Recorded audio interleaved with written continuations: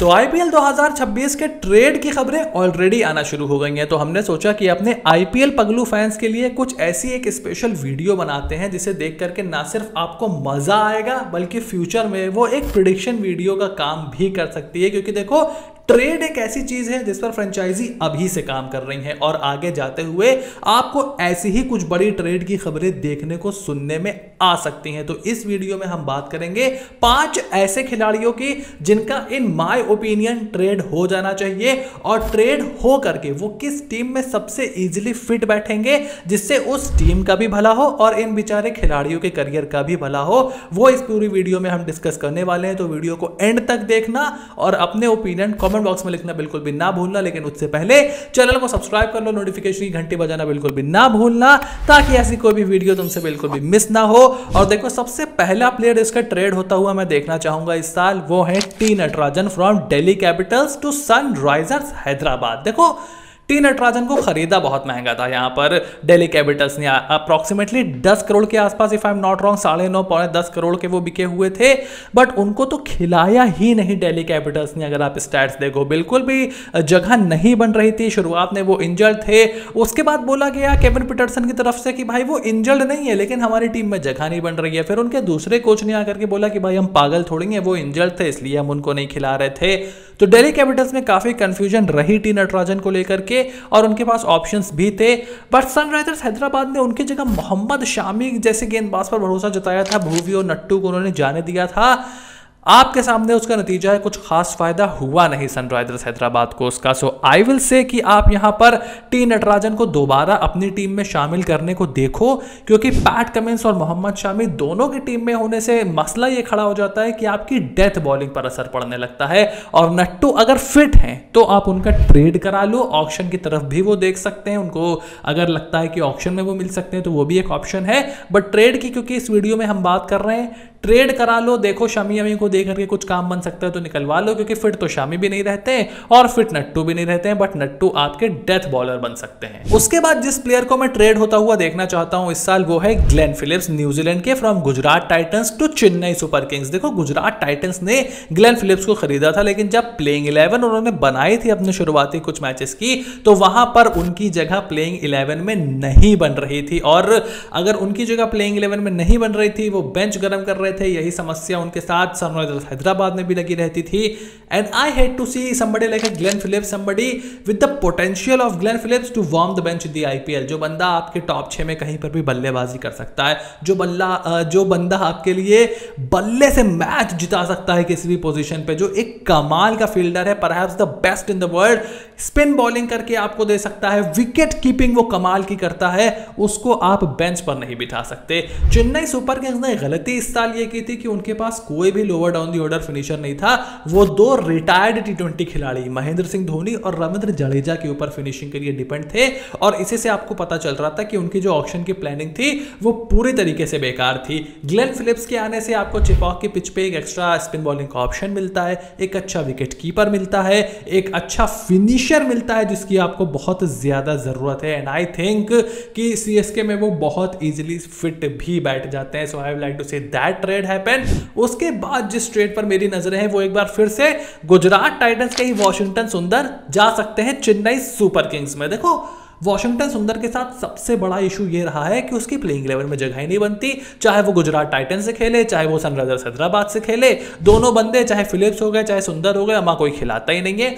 Washington सुंदर की batting बहुत ज्यादा अंडर यूटिलाइज है। इस साल भी जब उनको गुजरात टाइटंस ने खिलाया, उन्होंने रन बनाए थे, फाइनल्स में, प्लेऑफ्स में, हर जगह बंदा रन बना रहा था, बट रेगुलर वो खेल नहीं पाता है। और मेरा मसला यही है कि आप उसको कहीं मिडिल ऑर्डर में फिट कर सकते हो, क्योंकि वो तमिलनाडु से ही आते हैं। रविचंद्रन अश्विन मोस्ट लाइकली इस साल हिस्सा नहीं होंगे चेन्नई सुपर किंग्स का, तो वो एक ऑफ स्पिन की कमी बहुत अच्छे से पूरी करते हैं चेन्नई सुपर किंग्स में। और उसके साथ साथ रविंद्र जडेजा की तरह एक लेफ्ट हैंड बैटर भी है, तो जडेजा का भी रिप्लेसमेंट आप अभी से तैयार करना शुरू हो जाओगे, क्योंकि let's be honest, T20 international से जडेजा रिटायर हो चुके हैं। आईपीएल में कहीं पर भी उनकी बल्लेबाजी में मुझे वो दम नहीं दिखाई दे रहा है। So under Mahendra Singh Dhoni, under the guidance of Mahendra Singh Dhoni, Washington सुंदर अपनी इस होम टीम के लिए बहुत अच्छा कर सकते हैं। और इसीलिए मुझे लगता है कि सीएसके को पहले भी काफ़ी ज़्यादा पैसे उनके ऊपर खर्च करके कुछ भी करके उनको ले लेना चाहिए था, क्योंकि उनकी स्क्वाड में बहुत अच्छे से फिट होते हैं। But still everything is not lost, उनकी टीम में वो बहुत अच्छे से फिट बैठ जाएंगे, मिडिल ऑर्डर में भी बल्लेबाजी कर सकते हैं और आपको एक अच्छी ऑफ स्पिन का ऑप्शन भी देंगे। उसके बाद जिस बंदे का ट्रेड में होता हुआ देखना चाहता हूं वो है ईशान किशन, जो कि सनराइजर्स हैदराबाद ने पहले मैच के बाद पूरी तरीके से फ्लॉप हो गए थे, लेकिन मुंबई इंडियंस और कोलकाता नाइट राइडर्स में उनकी जगह बहुत ही आसानी से और बहुत ही अच्छी तरीके से बनती है। देखो ईशान किशन को क्यों लिया था इस आरएच ने, मेरी समझ से बाहर है। बिकॉज जो आपके ओपनर्स हैं Travis head and Abhishek Sharma वो लेफ्ट हैंडर हैं। अब आपको नंबर 3 पर क्या जरूरत पड़ गई थी ईशान किशन की जो आपने उनको लिया?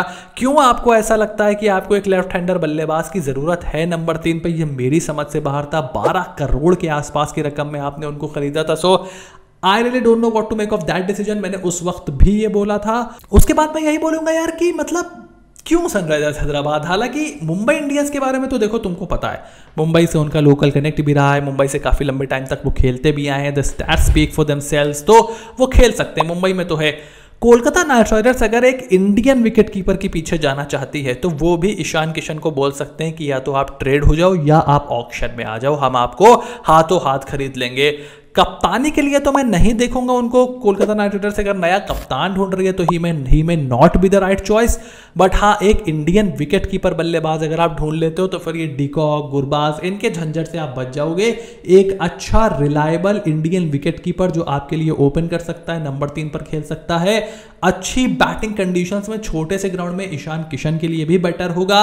एक हाई प्रोफाइल फ्रेंचाइजी भी उनको मिलेगी एंड हु नोस आगे जाते हुए वो आपके कप्तान भी बन जाए। सो इन दोनों टीमों में मैं ईशान किशन को जाता हुआ देख रहा हूं। और उसके बाद नंबर 1 पर मैं यहां पर रख रहा हूं संजू सैमसन को, जिनकी ट्रेड की खबरें ऑलरेडी आ गई हैं। ये वीडियो बनी इसी वजह से रही है क्योंकि संजू सैमसन का नाम ट्रेड में चल रहा है और मेरे हिसाब से कोलकाता नाइट राइडर्स और चेन्नई सुपर किंग्स दो ऐसी टीम है जो कि संजू सैमसन के लिए पूरी तरीके से फिट बैठती हैं। देखो हम ऑलरेडी एक वीडियो बना चुके हैं जिसमें मैंने डिटेल में बात करी है कि why Sanju Samson is the right fit for both CSK and Kolkata Knight Riders. But अगर मैं संजू सैमसन होता मैं कोलकाता नाइट राइडर्स को पिक करता। पता है क्यों?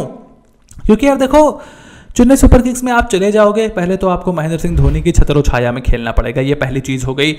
ऋतुराज गायकवाड़ वहां पर कैप्टन है, तो क्या ऋतुराज गायकवाड़ को रिप्लेस करके आप कैप्टन बनोगे? नहीं बनोगे। तो आप क्या ऋतुराज गायकवाड़ के अंडर खेलोगे? केकेआर में अगर आप जाते हो तो आपको श्योर शॉर्ट कैप्टनसी मिलने वाली है, इस बारे में कोई शक नहीं है। And everything is not lost. अभी आप सिर्फ 30 साल के हो तो आप भारतीय कप्तानी का सपना अभी भी देख सकते हो।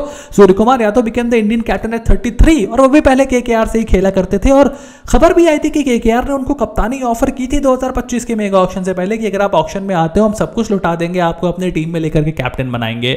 अगर आपके आईपीएल में कैप्टनसी के एस्पिरेशंस हैं then I think Kolkata Knight Riders might be the right choice for you compared to CSK। But अगर आप एक बहुत ही ज्यादा हाई प्रोफाइल टीम में जाना चाहते हो, महेंद्र सिंह धोनी का नाम अपने साथ जोड़ना चाहते हो, एक ब्रांड बहुत ज्यादा बनाना चाहते हो, ब्रांड केकेआर भी है, make no mistake about it, but Chennai का थोड़ा सा ज्यादा असर पड़ जाएगा बिकॉज वो महेंद्र सिंह धोनी के उत्तराधिकारी वाला मामला वहां पर शुरू हो जाएगा। So tough choice for Sanju Samson if indeed there is a choice, but I would like to see these 5 trades happen. आपका क्या ओपिनियन है? आप किस प्लेयर को ट्रेड होता हुआ देखना चाहोगे? किस टीम में ट्रेड होता हुआ देखना चाहोगे? मुझे कमेंट बॉक्स में लिख करके जरूर बताओ। चैनल को सब्सक्राइब करो, नोटिफिकेशन की घंटी बजाना बिल्कुल भी ना भूलना ताकि ऐसी कोई भी वीडियो तुमसे बिल्कुल भी मिस ना हो। Stay tuned and I will see you soon in the next video.